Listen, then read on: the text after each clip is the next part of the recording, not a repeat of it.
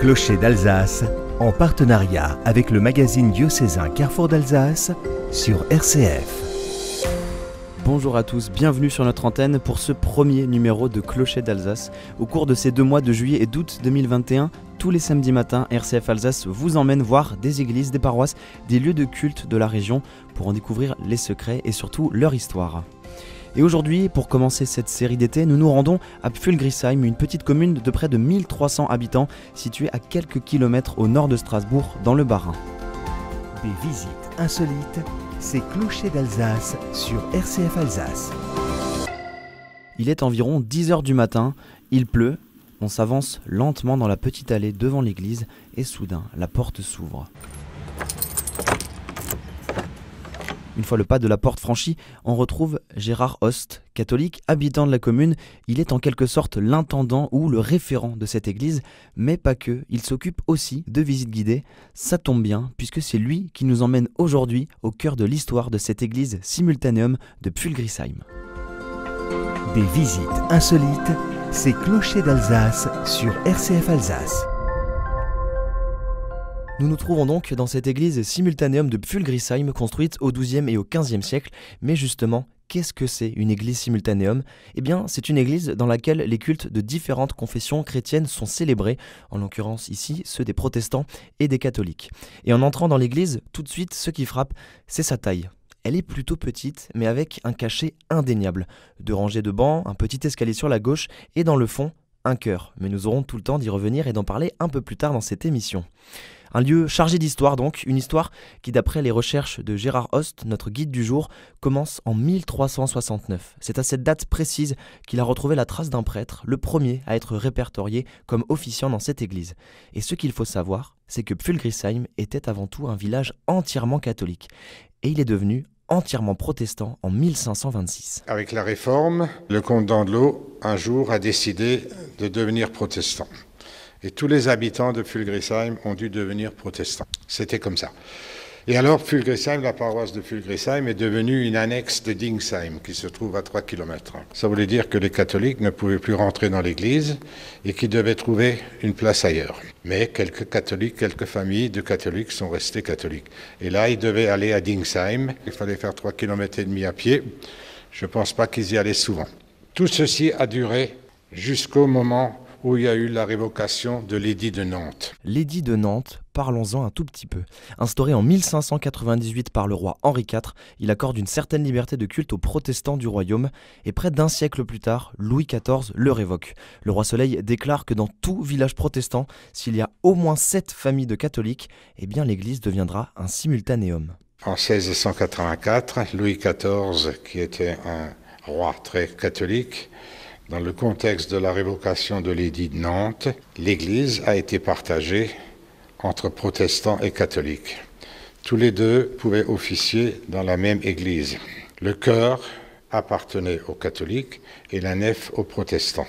Chez nous dans le village, le chœur était fermé avec un grand rideau noir et les protestants officiaient devant ce rideau noir sur un autel avec des roulettes et quand les catholiques venaient faire la messe, ils ouvraient le rideau et ils avaient l'autel qui était au fond du chœur, le prêtre tournant le dos aux fidèles. Et on était devenu à ce moment-là une annexe de Dingsheim. Ce simultanéum n'a pas seulement eu des conséquences dans les églises, mais également dans la vie communale, en particulier dans la vie de tous les jours. Les enfants catholiques de Pfulgrisheim ne pouvaient plus aller à l'école ici. Vu qu'ils étaient catholiques, ils devaient se rendre à Griesheim. Et les jeunes protestants qui habitaient à Griesheim, eux, ils venaient à Pfulgrisheim à l'école. Je prends mon épouse, qui est toujours catholique, qui est née ici dans le village. Quand elle était jeune, à 6 ans, elle n'avait pas le droit d'aller à l'école à Pfulgrisheim parce qu'elle était catholique. Elle devait se rendre dans le village à côté, à Griesheim, faire 2 fois l'aller-retour par jour. À 6 ans, c'était pas des routes comme aujourd'hui. Et c'était comme ça. Il n'y avait plus rien d'autre ici pour les catholiques que de temps à autre une messe. 1 fois par mois, voilà à peu près. Mais c'est tout. Là, je pense que son père avait un peu peur de le dire, mais elle a dû faire tous les jours 4 fois le voyage jusqu'à Griesheim. Toute sa vie, elle n'est jamais allée à l'école à Pfulgrisheim. Jamais. Et cette situation, elle va perdurer décennie après décennie, jusqu'au tout début des années 1960. À ce moment précis, un habitant de la commune décide que ses enfants iront à l'école à Pfulgrisheim ou ils n'iront pas. Et à partir de là, les choses ont commencé à changer. D'après ce que j'ai trouvé, le premier mariage catholique depuis la Réforme, c'était dans les années début 60. Et le deuxième, en 1968, c'était le nôtre. Donc c'était un événement à l'époque. Un mariage catholique dans cette église à Pfulgrisheim, ce n'était pas arrivé depuis pratiquement des siècles, sauf une fois. En 1973, le prêtre, M. Charles Wackenheim, et le pasteur du village se sont réunis et ont décidé d'arrêter tout cela, d'enlever le rideau noir, d'enlever l'autel amovible, d'enlever l'autel des catholiques et de faire un autel commun qui est une pierre, une meule d'un moulin d'huile de colza qui appartenait à un protestant et le pied qui a été fait par un catholique. Donc ça a commencé avec ça, on a commencé à faire l'œcuménisme en 1973 à Pfulgrisheim. La roulette est encore là, la roulette qui tenait ce rideau noir qui a disparu, elle est encore là. On a gardé cela à l'époque, quand on a enlevé le rideau, on a laissé la roulette sur le mur du chœur pour pouvoir montrer que c'est là que le rideau coulissait dedans. Bon, pour qu'il y ait quand même encore une trace historique de ce qui s'est passé, même si c'était plus en vigueur. Exactement. Donc c'est comme ça maintenant, il n'y a aucun problème. On se salue, on rigole ensemble, sans le moindre problème. On fait également beaucoup d'offices. Enfin, au moins 2 ou 3 offices œcuméniques par an, voilà. Philosophiquement, qu'est-ce que ça représentait pour vous quand ce rideau noir, on a dit on le fait tomber? Mais tout le monde était surpris de ne plus voir ça. Tout le monde était surpris de ne plus voir l'autel au fond du chœur, l'autel devant le chœur, d'en avoir un seul. C'était un événement, c'est accepté. C'est comme ça maintenant, hein. Ça n'existe plus, on n'en parle plus. Qu'est-ce que ça a changé dans les pratiques ici à Pfulgrisheim? Beaucoup. D'abord, l'église est devenue un lieu où on se rencontre. Les dimanches matins, par exemple, les paroissiens protestants ont un culte à 9h30. Ils sortent vers les 10h30, 11h moins 20. Nous, on arrive et on ferait la messe à 11h. On se salue, on discute. Avant de commencer la messe, c'est normal, on se parle, même si c'est dans l'église, ce qui n'est pas le cas ailleurs où il faut faire silence. Ici, non. Les gens se parlent et je trouve ça très bien. C'est une particularité par rapport à d'autres villages environnants où il n'y a justement pas ce simultanéum, où là les églises sont séparées. Comment ça s'explique qu'à Pfulgrisheim ça se passe comme ça et pas ailleurs? D'après moi, alors je n'ai jamais trouvé la moindre chose décrite comme quoi les catholiques et les protestants se faisaient la guerre à Pfulgrisheim.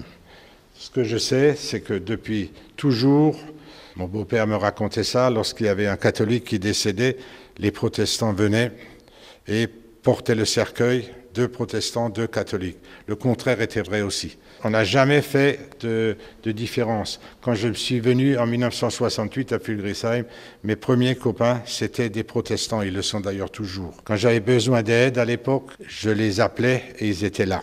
C'est très important ça aussi. Des visites insolites, c'est Clocher d'Alsace sur RCF Alsace. Un œcuménisme qui a donc fait ses preuves ici à Pfulgrisheim. Enfin, autre particularité de ce simultanéum, une plaque apposée au mur sur laquelle on retrouve le nom de ceux qui sont tombés pendant la Seconde Guerre mondiale. Et là aussi, Gérard Host a des choses à nous raconter. Là-dessus figure un certain nombre de noms.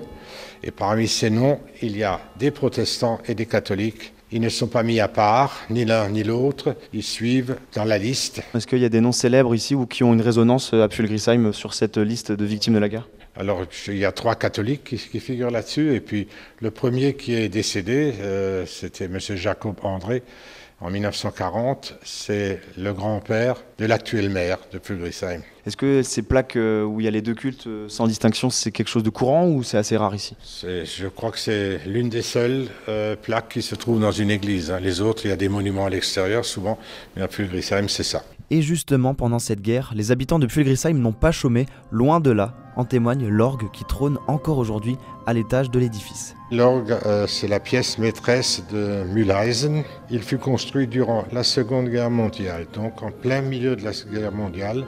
C'est un fait rare et les habitants ont aidé à sa construction. Les tuyaux sont en tôle, en zinc et en matériel de récupération, car l'étain était rare et trop cher. Alors nous avons un organiste qui vient de Griesheim lorsqu'il y a une messe, et à Pfülgrisheim, il y a une dame qui joue le dimanche.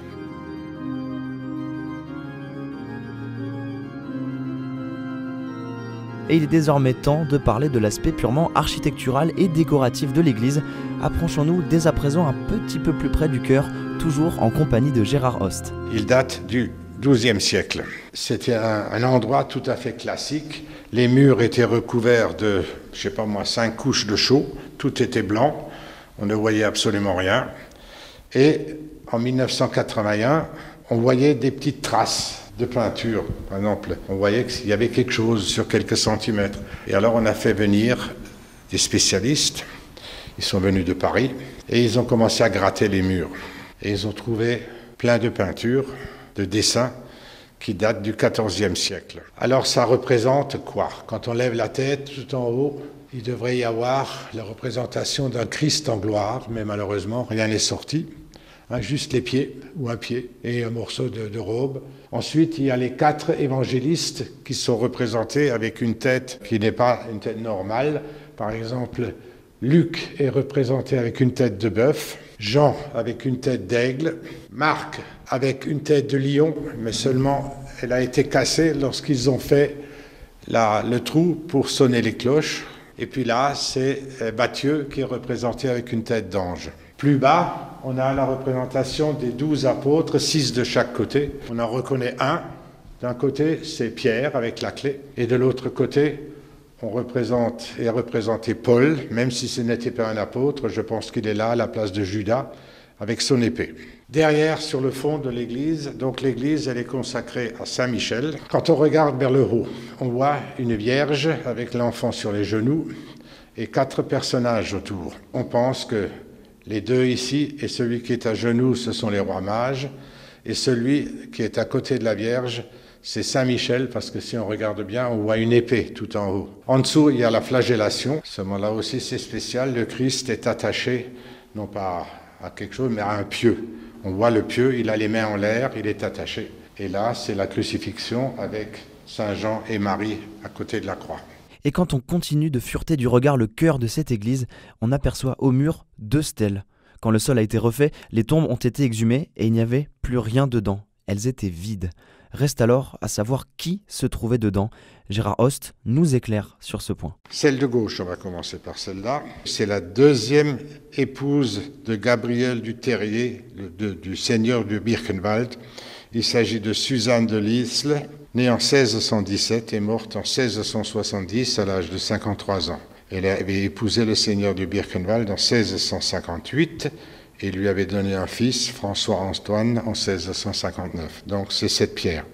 De l'autre côté, c'est la pierre tombale de Charles Dupré de Dortal, qui est né en 1646 et mort en 1702. La famille Dupré de Dortal était originaire de Vienne en Dauphiné. Charles Dupré faisait partie du Conseil des 15 et habitait au numéro 1 de la rue Sainte-Élisabeth à Strasbourg, endroit qui se nommait Hôtel des Birkenwald. Il est décédé le 2 mars 1702 à l'âge de 56 ans. Ses obsèques furent célébrées en l'église Saint-Étienne, suivi de sa sépulture dans le chœur de l'église de Pfülgrisheim. Mais il y a un autre élément architectural qui attire notre attention, un tabernacle situé sur l'un des murs du chœur, en dessous des fameux dessins du XIVe siècle. Et si la grille en fer forgé qui le ferme a environ une vingtaine d'années, le tabernacle, lui, a quelques années de plus au compteur. Et la pierre, il y a marqué la date de création de cela, c'est 1434. Et en dessous, il y a le nom du prêtre qui était là en ce moment, qui s'appelait Martin Ruchel. Et c'est une inscription qui a été difficile à déchiffrer. Ça a été très difficile à déchiffrer, et c'est grâce à M. Schleffli, qui est le patron de la bibliothèque du Grand Séminaire à Strasbourg, qui est venu, qui a réussi à lire ça. C'est le nom du prêtre qui officiait à ce moment-là, en 1434, ici à Pfülgrisheim. Des visites insolites, c'est Clocher d'Alsace sur RCF Alsace. Aujourd'hui, protestants et catholiques entretiennent l'église main dans la main, ensemble et sans distinction. En ce qui concerne Gérard Host, il n'a pas terminé ses recherches historiques, au contraire, il a déjà un prochain chantier d'investigation, l'origine des vitraux de l'église. Et ce premier numéro de Clocher d'Alsace touche déjà à sa fin. Rendez-vous la semaine prochaine, même heure, pour découvrir un nouveau lieu de culte de notre belle région alsacienne. Je vous souhaite un excellent week-end à tous.